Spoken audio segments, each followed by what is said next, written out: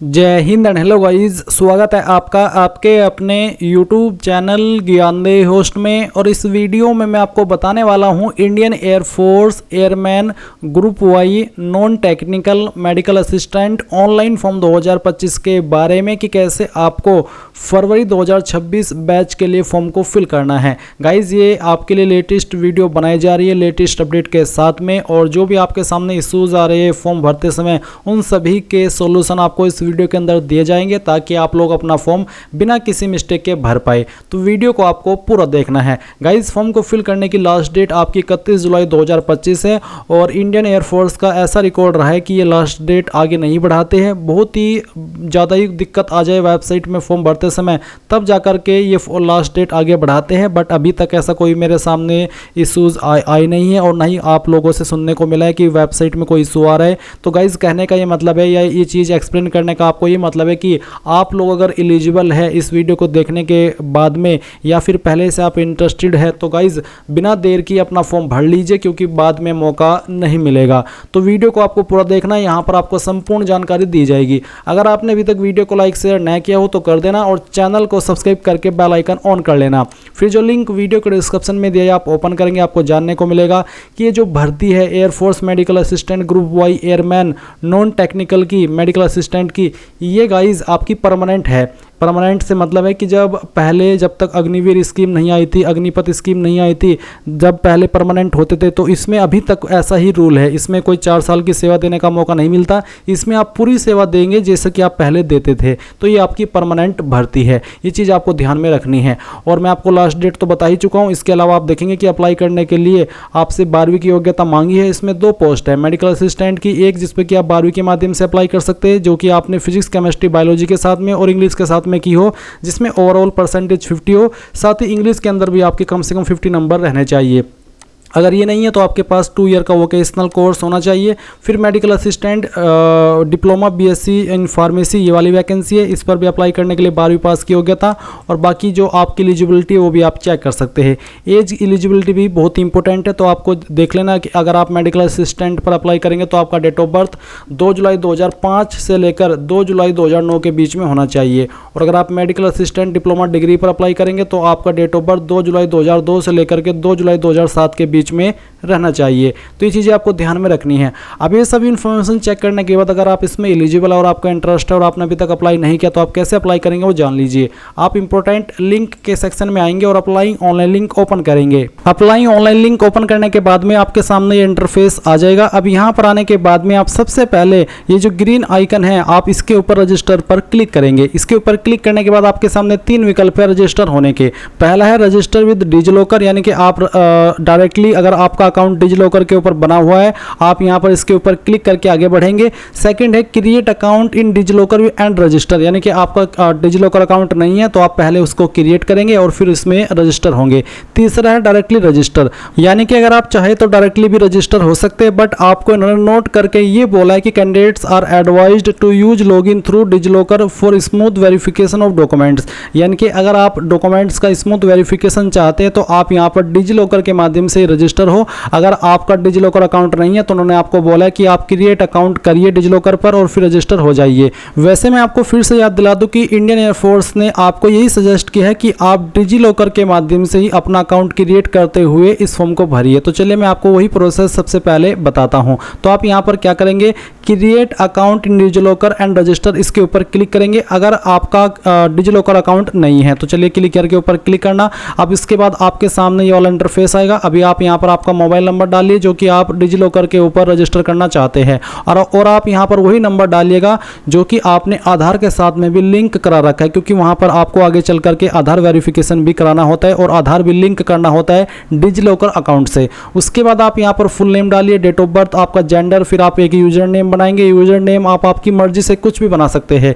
ये आपको फ्यूचर में जब आप डिजिलॉकर के पोर्टल पर या फिर इनके ऐप पर लॉगिन करेंगे तब आप आपको काम आता है। फिर आप एक पिन बनाएंगे जिस पिन से आप लॉगिन होंगे, वो पिन भी आप अपनी मर्जी का बना लीजिएगा। उसके बाद में उस पिन को दोबारा डाल करके यहाँ पर वेरीफाई कर देना कन्फर्म पिन में, और उसके बाद I consent to terms of use इसके ऊपर टिक करके वेरीफाई कर देना। तो आपका बहुत ही सिंपल जानकारी के साथ में जो डिजी लॉकर अकाउंट है वो क्रिएट हो जाएगा। और फिर गाइज जैसे ही आपका डिजी लॉकर अकाउंट क्रिएट हो जाए तो आप यहाँ पर sign in to existing account इसके ऊपर क्लिक करिएगा।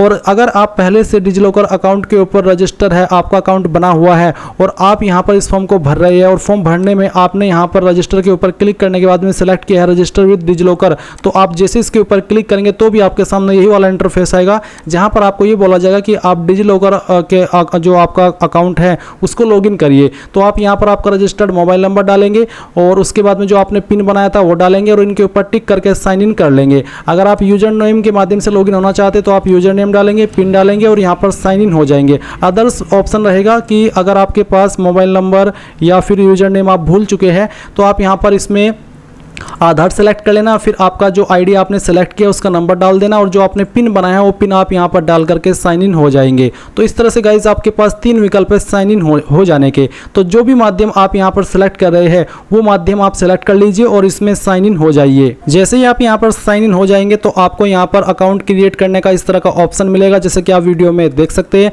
अभी आप यहाँ पर जो आपका नाम है वो एंटर करेंगे, ये नाम आपको 10th के सर्टिफिकेट के अकॉर्डिंग फिल करना है। उसके बाद आप यहाँ पर आपकी ईमेल आईडी एंटर करेंगे, नेशनलिटी में आप इंडियन सेलेक्ट कर लेंगे, फिर आपका मोबाइल नंबर डालेंगे और जनरेट ओटीपी के ऊपर क्लिक करेंगे। इसके बाद आपकी ईमेल पर भी और नंबर पर भी दोनों पर ओटीपी जाएंगे। पहले ईमेल वाला ओटीपी डाल देना, फिर आपका मोबाइल वाला। फिर आपसे पूछा कि where did you get information about Indian air force recruitment, आपने इस रिक्रूटमेंट के बारे में कहां से इन्फॉर्मेशन प्राप्त की, कहां से आपको पता चला कि इस तरह की वैकेंसी आई हुई है। तो आप यहां पर इनमें से कोई भी एक ऑप्शन सेलेक्ट कर लीजिएगा, जैसे कि friends, relative, employment news, other website, promotional email, SMS, publicity by ASC, radio, television, X. तो जहां से भी पता चला है वही आप यहां पर सेलेक्ट कर लेना। फिर आप ये कैप्चा कोड डालना और लॉगिन के ऊपर क्लिक करना। रजिस्टर पर क्लिक करने के बाद आप यहां पर देखेंगे सक्सेस, आपको बोला you have signed up successfully, please check your registered email और मोबाइल एसएमएस, यानी कि आपको जो रजिस्ट्रेशन है वो सक्सेसफुल हो चुका है और आपको एक सिस्टम जनरेटेड पासवर्ड आपकी ईमेल और मैसेज पर सेंड कर दिया है। अभी आप यहां से ओके करेंगे। ओके करने के बाद में अपना ईमेल आईडी यहां पर एंटर करेंगे इस वाले सेक्शन में और फिर जो आपका पासवर्ड अभी आपको मिला है ईमेल और मैसेज के माध्यम से वो यहाँ पर डालेंगे और उसके बाद में कैप्चा कोड फिल करेंगे और लॉगिन के ऊपर क्लिक करेंगे। लॉगिन पर क्लिक करने के बाद यहाँ पर आपको बोला है आप एक न्यू पासवर्ड बनाइए। न्यू पासवर्ड की आपकी जो एलिजिबिलिटी है वो ये है कि आपकी पासवर्ड की लेंथ 8 से 16 कैरेक्टर के बीच में होनी चाहिए। पासवर्ड के अंदर इंग्लिश का कम से कम एक कैपिटल लेटर, कम से कम एक स्मॉल लेटर, कम से कम एक स्पेशल कैरेक्टर जो यहाँ पर आपको दिए हैं। चलिए मैं आपको डेमो दिखाता हूँ कि किस तरह का पासवर्ड आप बनाएंगे। आप यहाँ पर आपका जो भी नाम है उस नाम को लिख दीजिएगा और उसको एक जो शुरू का वर्ड है वो कैपिटल में कर दीजिएगा और फिर आपको एक स्पेशल कैरेक्टर का इस्तेमाल कर लेना है और उसके साथ ही डिजिट, कोई भी आप डिजिट आप यूज कर सकते हैं अपनी मर्जी से। और इस तरह का जो आपका पासवर्ड है वो बन जाएगा और उसको जैसे ही वो बन जाए यहाँ पर न्यू पासवर्ड में पहले तो ऊपर की तरफ डालना है और फिर री एंटर न्यू पासवर्ड में दोबारा डाल करके वेरीफाई कर देना है कंफर्मेशन के लिए। फिर ये कैप्चा कोड डाल देना है और उसके बाद में रीसेट माई पासवर्ड इसके ऊपर क्लिक करना है। नाउ गाइज आपके सामने यहाँ पर आपका डैशबोर्ड आएगा और आपको इंस्ट्रक्शंस दिए गए इस फॉर्म को फिल करने के। तो आप इन सभी को चेक करते हुए नीचे की तरफ आएंगे, यहाँ पर टिक करेंगे और उसके बाद में कंटिन्यू टू रजिस्ट्रेशन इसके ऊपर क्लिक कर देना है। इसके ऊपर क्लिक करने के बाद यहाँ पर आपको आपका फादर नेम एंटर करना है 10th के सर्टिफिकेट के अकॉर्डिंग, फिर आपका मदर्स नेम यहाँ पर आपको डालना है। उसके बाद आप यहाँ पर आपकी ईमेल आईडी और नंबर देखेंगे और नेशनलिटी में आप इंडियन देख सकते हैं। फिर आपको सिलेक्ट मैरिटल स्टेटस, तो आपको इसमें अनमैरिड सेलेक्ट कर लेना है क्योंकि इसमें अनमैरिड कैंडिडेट ही मेनली अप्लाई कर पाते हैं, बट अगर आपका स्टेटस मैरिड है तो आप वो भी यहाँ पर देख सकते हैं कि सिलेक्ट कर पा रहे हैं। तो जो भी स्टेटस है वो आप सिलेक्ट कर लीजिएगा। उसके बाद में select your date of birth, तो जो भी आपकी डेट ऑफ बर्थ है वो आप यहाँ पर इस तरह से सिलेक्ट कर लीजिएगा और फिर यहाँ से आपका मंथ और उसके बाद में डे, तो आपका डेट ऑफ बर्थ आ जाएगा। इसके बाद आप सेव एंड कंटिन्यू इसके ऊपर क्लिक करेंगे। अब गाइज आपके सामने यहाँ पर क्वालिफिकेशन का सेक्शन आ चुका है। यहाँ पर आप देखेंगे एजुकेशन क्वालिफिकेशन, 3 क्वालिफिकेशन आपके सामने है। पहले तो आपकी यही वाली है मेडिकल असिस्टेंट, जिस पर आपको 12वीं पास होना चाहिए चाहिए, और आपके physics, chemistry, biology and English के अंदर 50% और अलग से इंग्लिश के अंदर 50% होने चाहिए। तो अगर आप ऐसे कैंडिडेट हैं तो आप पहले वाला ऑप्शन टिक कर देंगे। उसके बाद में यहाँ पर है मेडिकल असिस्टेंट 10+2, जिसमें कि आपसे 2 ईयर वोकेशनल कोर्स मांगा है। और फिर तीसरा आपका वही है जिसमें कि आप डिप्लोमा और बीएससी फार्मेसी से अप्लाई कर सकते हैं। तो आपके पास इनमें से क्या क्वालिफिकेशन और कौन सी क्वालिफिकेशन से आप अप्लाई कर रहे हैं वही आपको यहाँ पर सिलेक्ट कर लेना है। तो अगर आप ये वाला सिलेक्ट करते तो आपके सामने उससे जुड़ा हुआ सवाल आएगा, और अगर आप पहले वाला सिलेक्ट करते तो आप ये यहाँ पर इस तरह से सिलेक्ट कर लेंगे।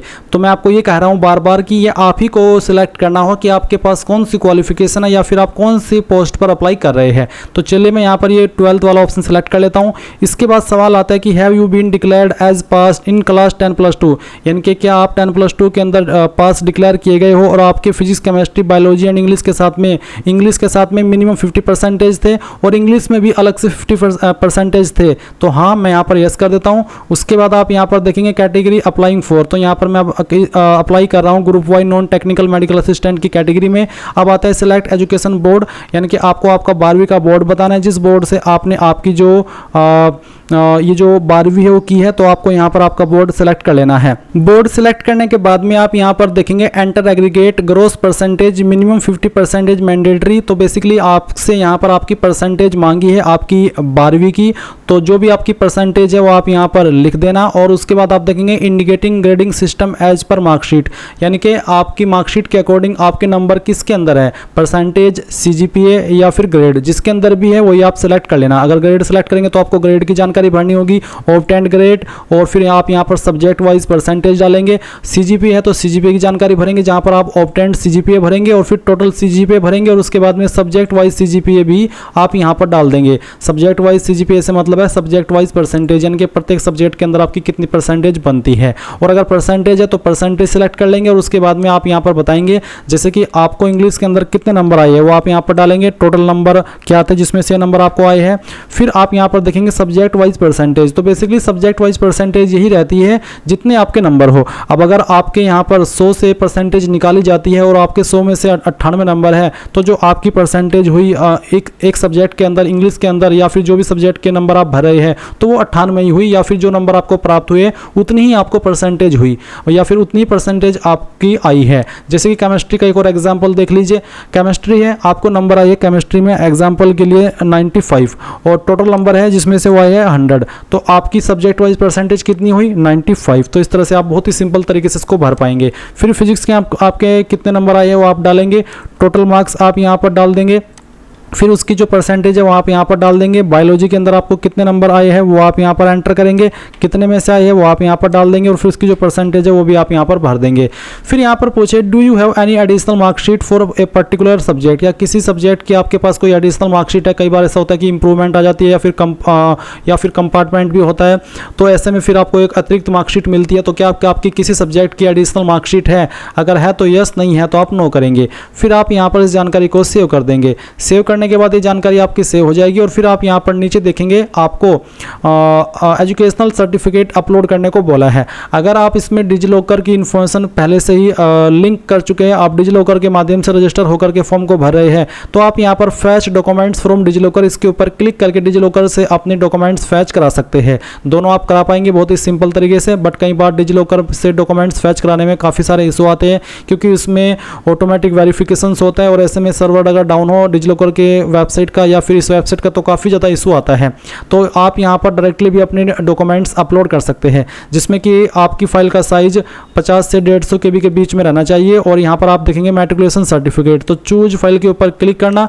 इसके ऊपर क्लिक करने के बाद में जहाँ पर भी आपकी 10th की मार्कशीट है वो आपको सेलेक्ट करनी है। मैं डेमो के लिए इस फाइल को सेलेक्ट करता हूँ, ओपन करता हूँ, आपकी फाइल इस तरह से आएगी, और उसके बाद में आप यहाँ पर इसको सेव कर देना। सेव करने के बाद ये डॉक्यूमेंट आपका सेव हो जाएगा। फिर आप यहाँ पर आपका 12वीं का जो मार्कशीट है वो अपलोड करेंगे, जिसमें आप देख सकते हैं अपलोड ओरिजिनल स्कैन कॉपी। आपको ओरिजिनल वाली अपलोड करनी है। ओरिजिनल से मतलब है कि कलर्ड में होनी चाहिए, ना कि फोटोकॉपी। अब मैं अगेन इसी फाइल को सेलेक्ट कर लेता हूँ, क्योंकि मैं डेमो के लिए भर रहा हूँ। फिर मैं सेव के ऊपर क्लिक करता हूँ, ये फाइल भी यहाँ पर सेव हो चुकी है। अब आप नीचे आएंगे और सेव एंड कंटिन्यू इसके ऊपर क्लिक कर देंगे। इसके बाद गाइज आपके सामने कम्युनिकेशन डिटेल यानी कि एड्रेस की इन्फॉर्मेशन आ जाएगी। सबसे पहले आप भरेंगे परमानेंट एड्रेस, तो कंट्री कंट्री आप इंडिया सेलेक्ट कर लेंगे, फिर आपका house number, street, colony, locality क्या है वो आप यहाँ पर डाल देंगे। इसके बाद स्टेट आप यहाँ पर सेलेक्ट कर लेंगे। फिर आपको यहाँ पर जो आपकी डिस्ट्रिक्ट है वो डिस्ट्रिक्ट भी सिलेक्ट कर लेनी है। डिस्ट्रिक्ट सिलेक्ट करने के बाद आप यहाँ पर सब डिस्ट्रिक्ट सिलेक्ट कर लेंगे। फिर आपके विलेज टाउन का नाम क्या है वो आप डाल देंगे। उसके बाद आपका नज़दीकी पुलिस स्टेशन कौन सा लगता है उसी का नाम आपको लिख देना है। फिर आपका पोस्ट ऑफिस अगर कोई नज़दीकी है तो उस पोस्ट ऑफिस का नाम लिख दीजिएगा और उसके बाद आप यहाँ पर जो भी आपका पिन कोड है वो डाल दीजिएगा।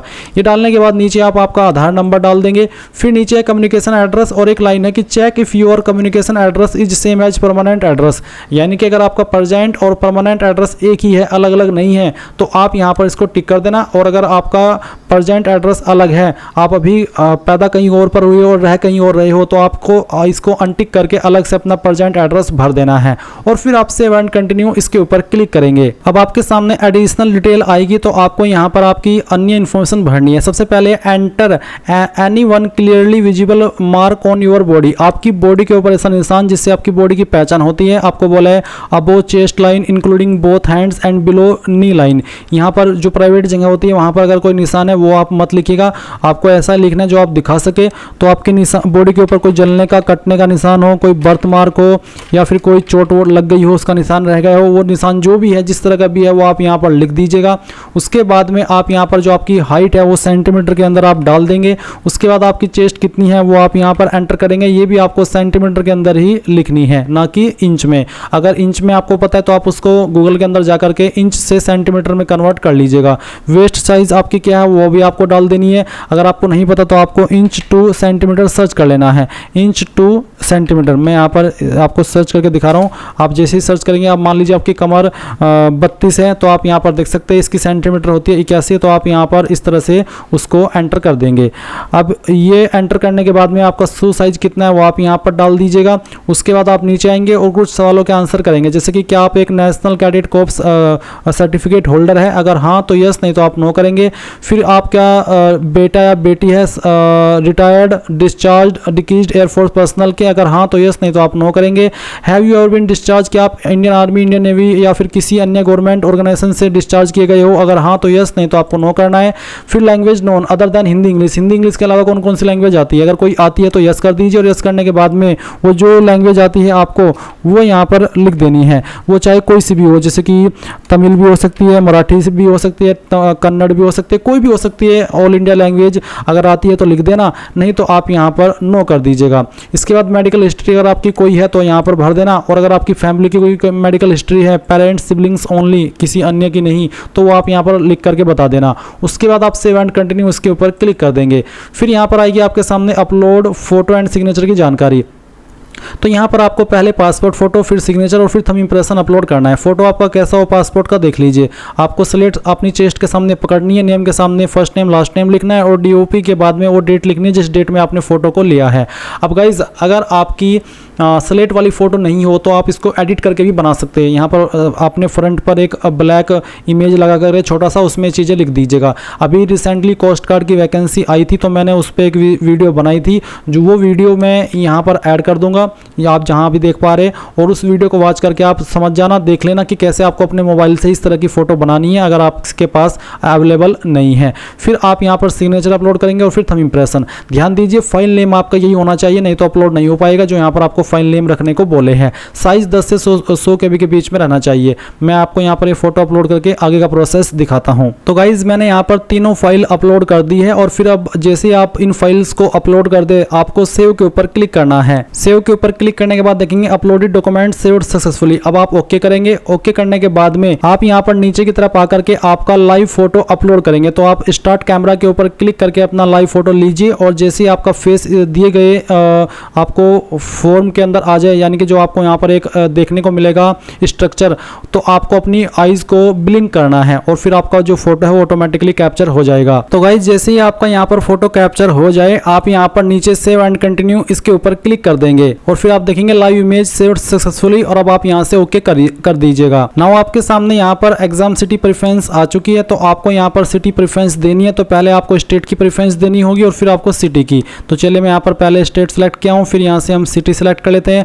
सेकंड स्टेट आपको प्रेफरेंस देनी है, आप चाहे तो स्टेट में सभी में एक ही प्रेफरेंस दे सकते हैं, बट जो सिटी है वो आपकी अलग अलग ही होनी चाहिए। तो इस तरह से आपको यहाँ पर जो प्रेफरेंस देनी है वो मैक्सिमम आप 5 दे सकते हैं। उसके बाद आप अगली प्रेफरेंस यहाँ पर देंगे और उसकी जो सिटी है वो भी सिलेक्ट कर लेंगे। फिर आपको यहाँ पर उसके बाद की प्रेफरेंस देनी है और उसके बाद फिर आप उसकी जो सिटी है वो भी सिलेक्ट कर लेंगे। एंड देन आप यहाँ पर सेव एंड कंटिन्यू उसके ऊपर क्लिक कर देंगे और यहाँ से ओके कर देंगे। अब आपको SC centre preference for phase 2, ये तो आपने जो भी प्रेफरेंस दी थी वो फेज फर्स्ट की थी, अभी आपको फेज 2 की देनी है। तो पहली चॉइस आप यहाँ पर सिलेक्ट कर लेना, फिर आपको सेकंड चॉइस, फिर आपको थर्ड चॉइस, उसके बाद में आपको फिफ्थ चॉइस। ये सभी आप आपकी चॉइस के अकॉर्डिंग आप देंगे। आप जिसको जिस नंबर पर प्रेफरेंस देना चाहे दे सकते हैं, ऐसा नहीं है कि आपको ऑर्डर वाइज ही देना है, आपको जिस नंबर पर जो प्रेफरेंस देनी है आप दे सकते हैं।